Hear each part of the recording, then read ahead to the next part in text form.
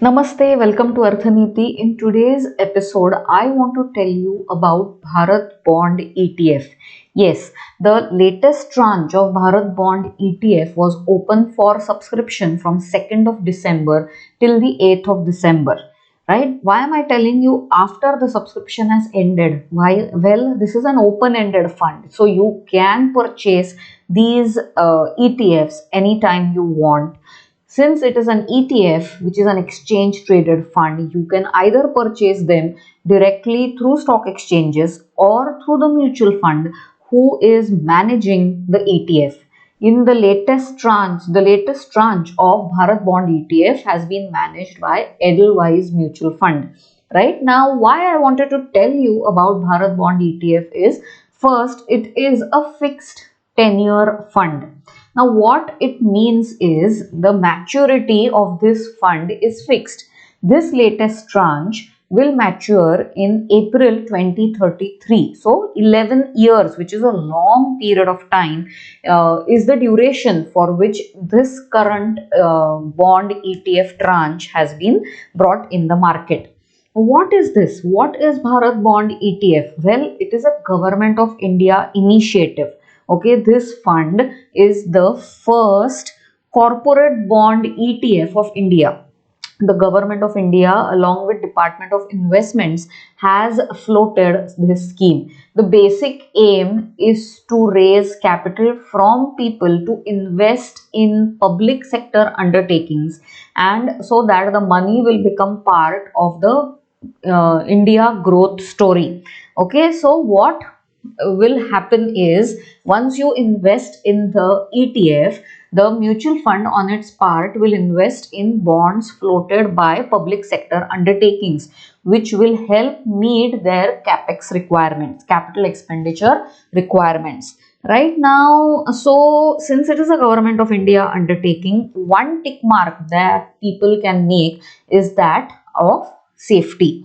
Correct. The bond ETF is going to invest in more AAA rated securities. I will show you a infograph about where this current tranche would be investing the money in. These are some of the securities where the current Bharat Bond ETF NFO the fund will be investing in. Some of the public sector undertakings are NABAR, NHAI, Power Finance, Rural Electrification, Indian Railway Finance Corporation, NTPC, and the like. And if you see the ratings, all the bonds are AAA rated. So, the investments that this fund will make will be in good, highly rated securities of public sector undertakings of Government of India. Correct. Now, see, not many people like to invest their money in equity stock markets, correct? One of the reasons is it is way too risky. People do not understand the working of the stock market, and they say even if they earn 2 rupees less, दोन पैसे कमी मिळाले तरी चालतील, right? That's what people normally say in Marathi. But they will not put their hard-earned money at risk of losing everything that they have earned. Well, it is that mentality of people which keeps them away from the stock market. Well, for all such investors who are risk averse, who are ready to take medium risk, medium to low risk capacities of investors should look at investments in Bharat Bond ETF. Now, this is the fourth tranche. So, there have already been previous 4 instances where this ETF has come out in the market. Already an AUM of almost 50,000 crore rupees has been gathered through the Bharat Bond ETF schemes. Okay, now maturities range from a bond maturing in 2023 to this latest one 2033. Correct. The first Bharat Bond ETF was launched in December 2019. Okay, now I will again show you an infograph which appeared in the Mint, which gives a snapshot of what returns the existing three tranches are giving and what are the expected returns that this current tranche would give. Okay, now that snapshot is very self-explanatory. I will help you understand the details of that snapshot. See, this gives a comprehensive view of all the Bharat Bond ETF schemes that were launched till date. One thing that I told you that from safety point of view, the investments in Bharat Bond ETF are one of the safest. Why? Because they are in bonds issued by public sector undertakings which are necessarily owned by Government of India. Correct? So that is on the safety point of view. Then one more thing that I want to tell you about is the expense ratio. Now, since these are exchange traded funds, these funds basically are passively managed. If you look at the expense ratio of ETF, it is as low as 0.005%, and of fund of funds. What is fund of funds? It is basically for people who do not have a demat account and still wish to invest their money in Bharat Bond ETF. They can invest it through fund of funds. Now, the expense ratio for fund of fund is 0.06. Correct. Now, there is also an exit load for fund of funds if you redeem within 30 days, right? So, if you opt for the ETF option, if you have a demat account, the expense ratio is very, very negligible. Correct. 5,000% of a 5,000 of a percent is what will be charged to you as expense ratio. It is highly negligible. Correct. Now, if you look at the various tranches of Bharat Bond ETF, the tranche that is going to expire in April 2023 has given an yield of roughly 7.13%.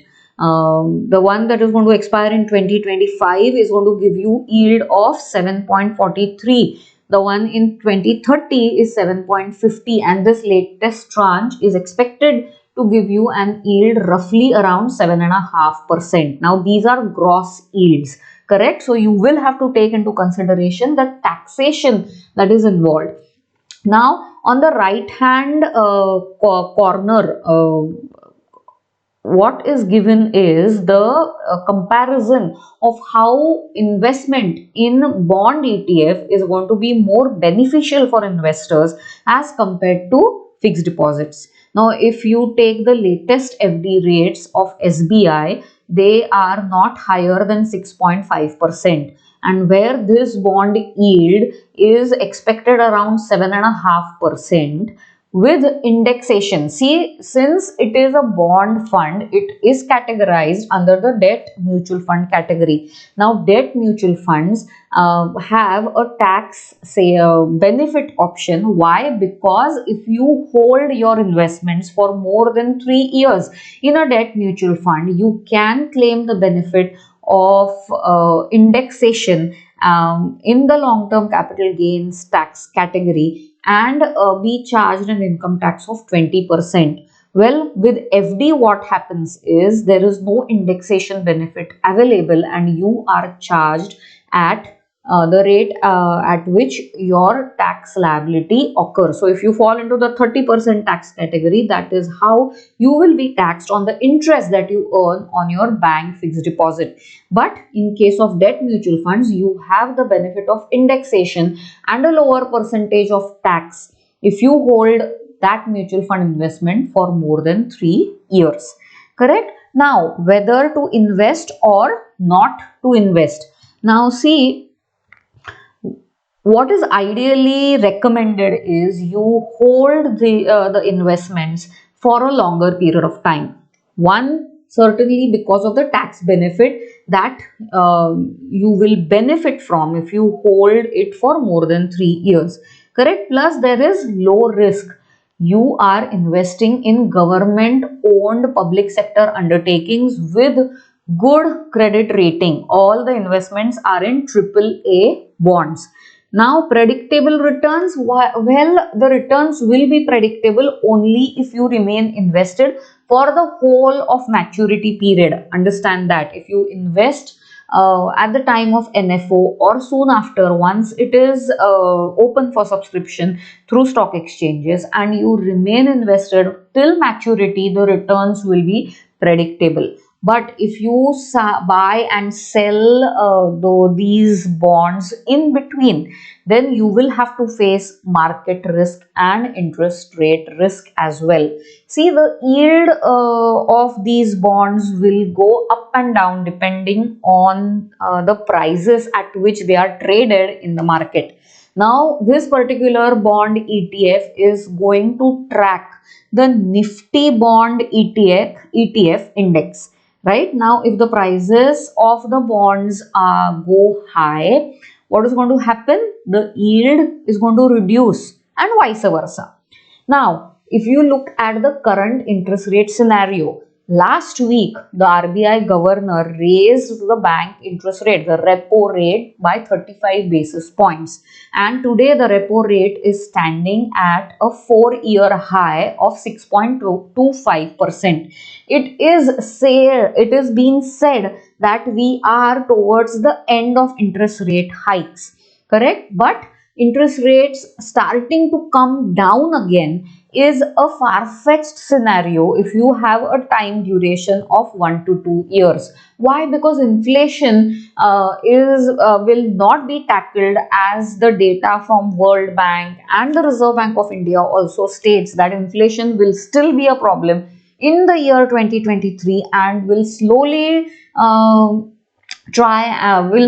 reduce after the first half of 2024. So if you have that time horizon in place, please do not invest in these funds. Okay, if you have a longer time duration, what happens is, since the returns are predictable, you will be earning upwards of 7% at least in these investments, which are already high as compared to your bank FD rates that are currently on offer. So when it is expected that we are nearing the end of interest rate hikes, the rates would remain stable for a considerable future period of time.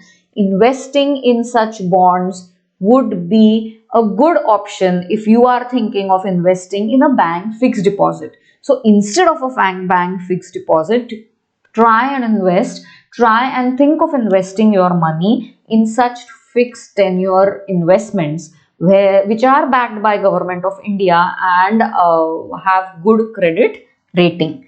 Correct? So all I can say is, think of investments in any of the tranches which will give you the benefit of indexation, which has a maturity of more than 3 years from today, and you will fetch returns higher than what your bank FD will offer you.